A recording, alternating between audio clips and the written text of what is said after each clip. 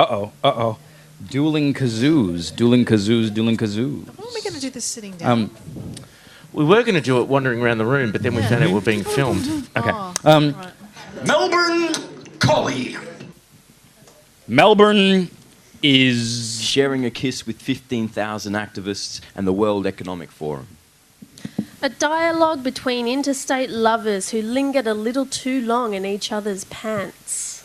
59 Evans Street, Port Melbourne. Grandma Lily's on her throne of an armchair. Where I found a girl with a flower's name, a lascivious life model and songstress with Sicilian eyes. Melbourne is me and Dave watching a muscle-popping kid kick out car windows on Gertrude Street. What the fuck you bloody looking at? What the fuck you bloody looking at? We stop looking. Through the tram window... Crown Casino rises up like fiery Mount Doom. She was Frodo, flat-footed and bebinied, and there I followed a squeamish hobbit into the gathering fray. I could see her waiting for me in the soft rain outside some North Melbourne hotel, where we skipped our friend's fringe show for a few loud house reds. An elder watches. Don't do it, Reggie. They're just tourists, mate. Leave them alone. Don't go over there. She's in the front room, wearing a bright pink sweater with matching lipstick, swearing at her walker, listening to the birds, grunting. Through the tram window, I watched him walk away as the 86 slid into the duffel coat Fitzroy Day. It was the aroma of... beer on the bar open carpet as she arrived halfway through my babble set, and I saw her for the first time in 2 years. Reggie's breath behind us. Dave turns. I told you not to look at me. I told you not to look at me. Dave hits, fights back. I couldn't smell, my nose had frozen.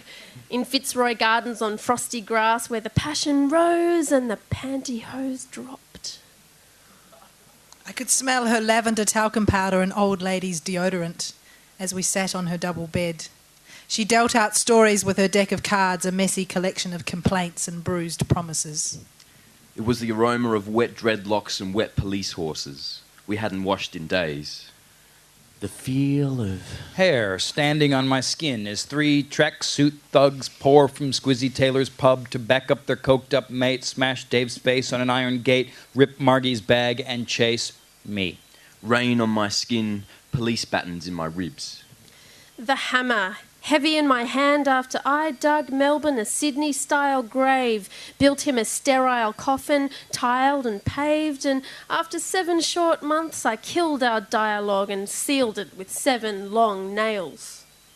Her fluffy acrylic jumper on my cheek. The only way you could touch her was on the sly in an afternoon snuggle-up that she pretended not to notice. The feel of sun caressing her Mediterranean thighs as she told me stories of her salad days running drug boat tours through the dirty canals of Amsterdam.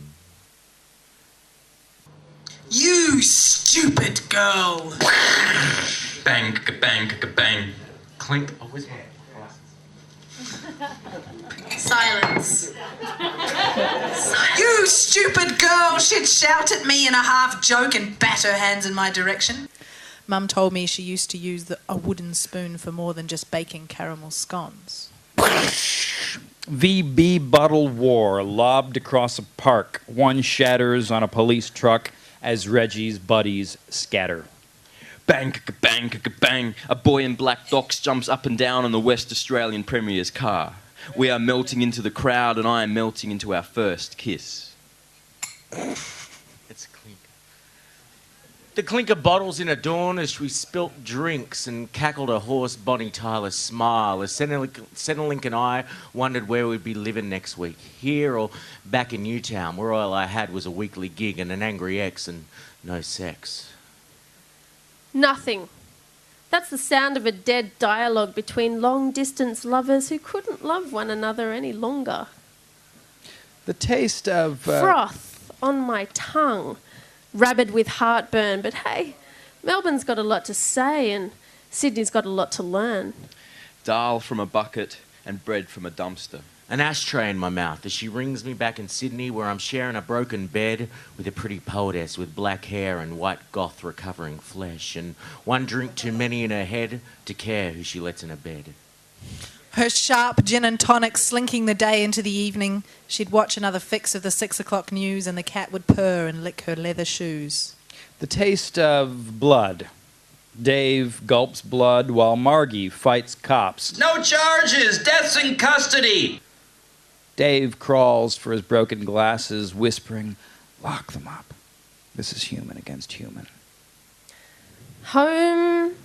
Home. Okay, so On the bus home, I slept most of the way, dreamt mostly of her.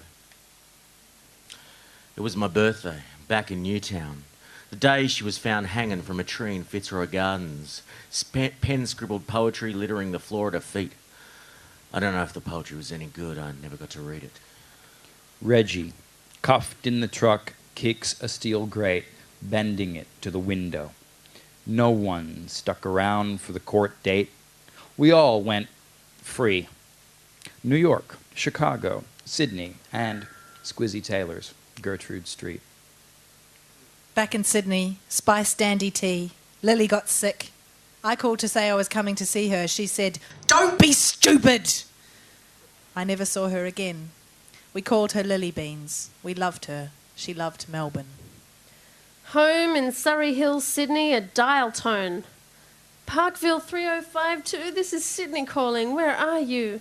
I left a piece of me down there and I think I brought back a bit of you too. Hello? But by then it was just me, and now Melbourne is a soliloquy. Melbourne, Collie.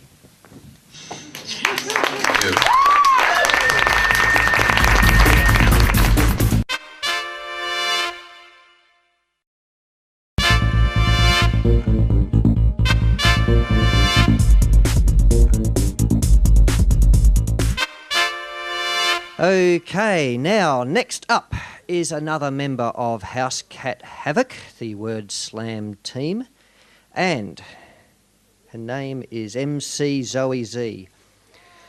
Originally from Te Wanganui Atara, Te Upoko Aweka, Aotearoa. But I practiced that for bloody ages, and I got it right. Give me some credit, for Christ's sake. All right, do it again. Okay. Oh, God. Okay. Te Wanganui Atara. Whanganui Atara. Okay. Whanganui. Kia ora, Cobber. Yeah, that's it. That's good. Whanganui. Te Whanganui Atara. E puoko. Opoko. O te ika. That's the head of the fish. Ah, the head of the fish. Okay, ladies and gentlemen, the fish head. Thanks, Michael. Sorry, I just didn't want my bio to be read out because I'm so fucking vain. Actually, I've got some technical things I want to set up, yeah? So maybe get a drink and I'll sort that out and then we'll go, yeah? I've just bought myself a new computer. I've been using a Macintosh that's about 20 years old. First I was using one of those little Mac SEs, remember, with the little screen? And then I sort of progressed to get a little laptop, but this is like a laptop from 1985 or something. So anyway, one of my favourite things on the old Apples is the Apple Speak. Me and my cousin used to write letters to his sister overseas and just piss ourselves at the way the voice talked. So anyway, I bought myself a brand new computer and I'm still using the old Apple Speak. So I just kind of wanted to share something which I've been playing around with. Alrighties. I am really angry. When I'm angry, I feel like tearing up cars, destroying them. I fantasize about plunging my hands into their metal bodies and ripping out their carpeted insides. Punching and punching and punching into their paint jobs with invincible fists. Kicking and denting their precious polished shells. How dare they be so perfect, so punctureless. I smash pieces of their limbs against walls, string out stereos, String out strings, break open armrests, crumble their yellow foam from the inside. I smear their contents against their buildings. I throw rocks at their windows. Wind this down, you bitch. I crash into them. I go mad. My rage is uncontainable, uncontrollable. LRGRRRRR fuck kick blang bash mother shit bugger and clang FSWFDNJKLSFDKL and I hate myself. And I hate them. Maybe I should go to see someone, a counselor, try to talk about it, maybe. I only leave the cars when I am satisfied. They are wrecked and ruined beyond recognition. I love leaving them scraped and bleeding. I love leaving them the way they left me. They left me. They left me. Revenge is sweet. Revenge is sweet. Revenge is sweet. I can taste it. Revenge is sweet. Revenge is sweet. Revenge is sweet. Revenge is I can taste sweet. Revenge. I dash dry dash not ashes. Sweet to get hung upon this. Revenge is sweat on my skin. Some teacher I hated once told me, success is the best revenge. I haven't had success yet, but I do know where she lives. Feel? Mostly I don't feel. It feels like an overcast day on my face, shroud of a cloud over the sun. I can't feel any yellow, any warmth coming through. I feel like I'm a flat tire, a tired face. A flat line on the treadmill of sameness. Stuck. Beep. Beep. Beep beep. Beep. Stuck in this beep beep beep. Beep. Beep. Beep. I want to stop this beep. Beep. Oh shit. Beep. Excuse me. Oh beep. Beep beep. Beep. Beep. Oh shut up I say to myself. Beep beep. Shut up. But really I mean to say. Are we all anonymous? Unknown, meaningless. Are we all anonymous, unknown, meaningless? Are we meaningless? Do we have less meaning now? Now there are so many more machines, so many more. I can't explain. I don't jut out from this, I just blip, blip, blip, blip. Are we all anonymous, unknown, meaningless? Are we meaningless?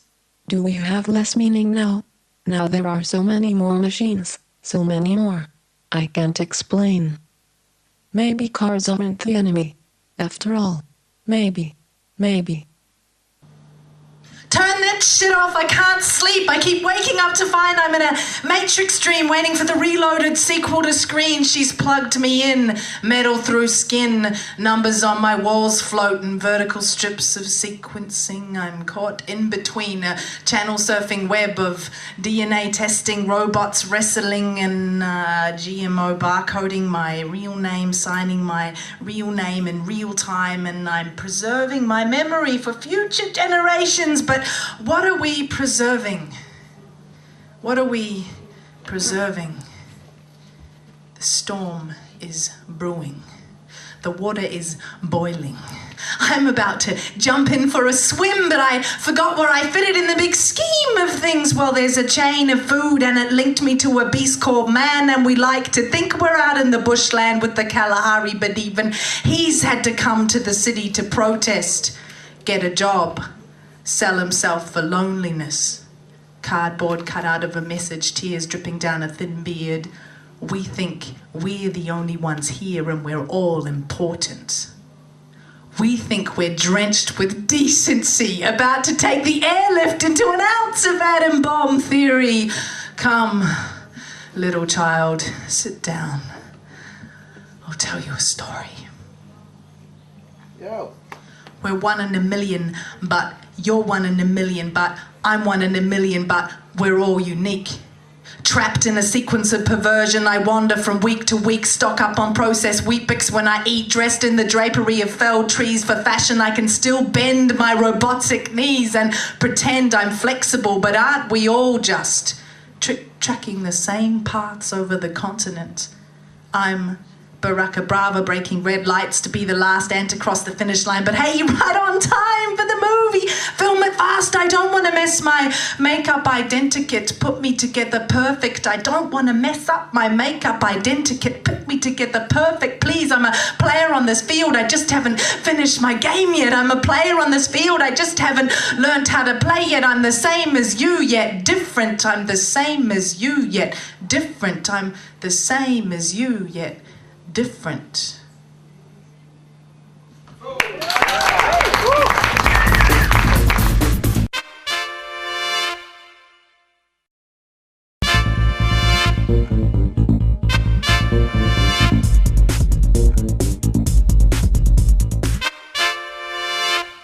Waiter, there's a fly in my soup.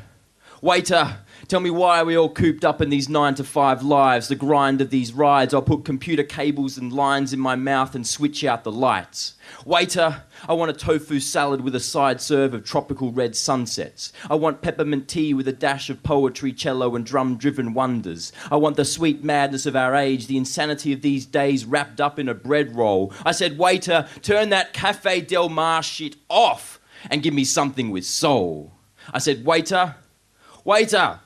Ladies and gentlemen, please click condescendingly as we welcome to the stage the waiter.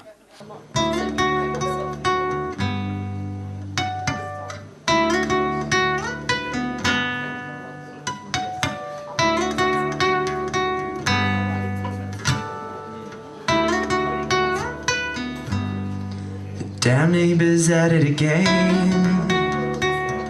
Deep sexy house music at 2 a.m. So I smack my catatonic Morse code for shut up out on the wall. It's not so much the time, but the shabby choice of tunes that I bore. The fashion victim tribe that they so smugly represent. Just lots of petty things fueling my neighborly laments. Guess it's the fact that we have to live so close. Just one paper thin wall that stands between us. No, I piss them off to no end too. Each time I strum away and crap on loudly in the way I do. My sketchy hippie friends cheekily smiling, making my damn neighbor's precious street untidy. Number 63 will call the cops just to define me.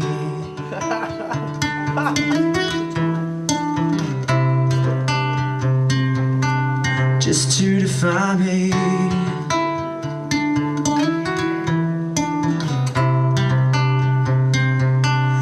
It's a privilege to get out of town. I'm thinking as my woman and I slowly pack the combi van of French directions written on a page to a secret place.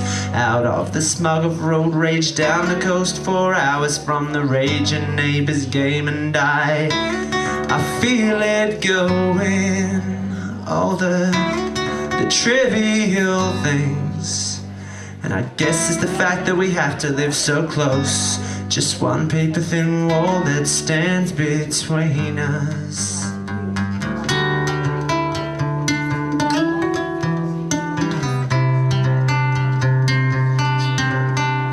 So who do you blame when your enemies think the same? Does it pain you to praise something beautiful suggested from the other side of this subcultural maze? Who do you blame when your sworn enemy is thinking the same? Who do you blame when all they want is their own special place as well? It's just as well. Directions follow well. Now we're taking the next left. Now smell the swell. Closer now to our secret magic scene, but in a place that it's not so clandestine. Yeah, there's another there. Yeah. They've staked their claim and pitched a tent, and guess who's by the fire? By the fire. Say to my goddamn neighbor, by the fire, by the fire. Say to my goddamn neighbor, by the fire, by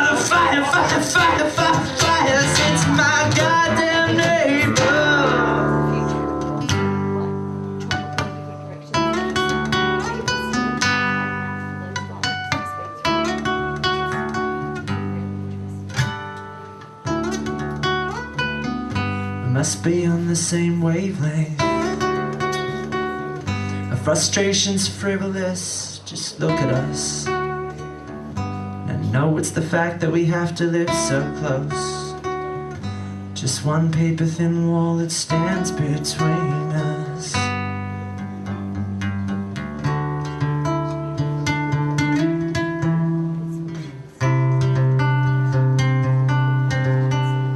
So who do you blame when your enemies think the same? Does it pain you to praise something beautiful suggested from the other side of this subcultural maze? Who do you blame when your sworn enemy is thinking the same? Do you blame when all they want is their own special place as well?